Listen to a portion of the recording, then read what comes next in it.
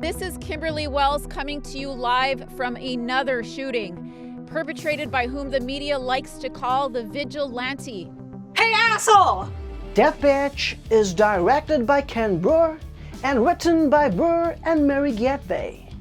A hardcore revenge flick that holds no punches at all.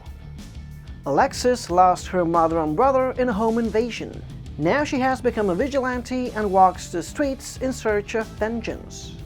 All the while, a serial killer known as the South Bay Slasher adds more victims to his list.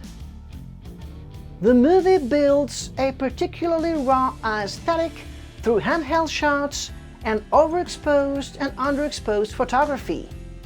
Not without its mishaps, everything feels incredibly vivid and dynamic. I dare to say that, depending on how you woke up that day, Death Bitch is a movie that may feel either somehow amateur or totally entertaining. To me, that's the reason why it constantly oscillates between a charming film or a frustrating one.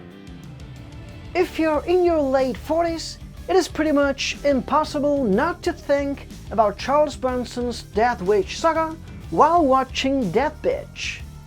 In a way, it's like a role reversal unhinged homage.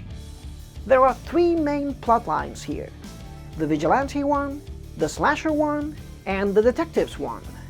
They are a little bit uneven in general, but they all converge in the third act, where a showdown filled with bloody shootings takes place, and it is probably the most entertaining part. The body count is totally outrageous.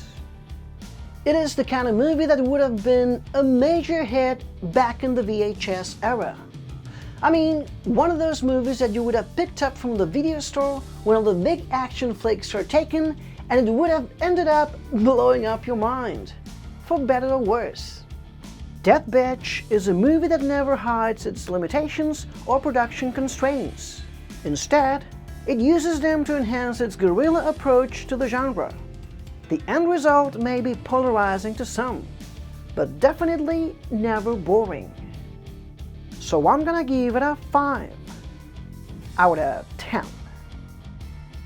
Thank you guys as always for watching. Death Bitch will have its American premiere on August 29th, and pretty soon after that it will be available on Blu-ray and DVD.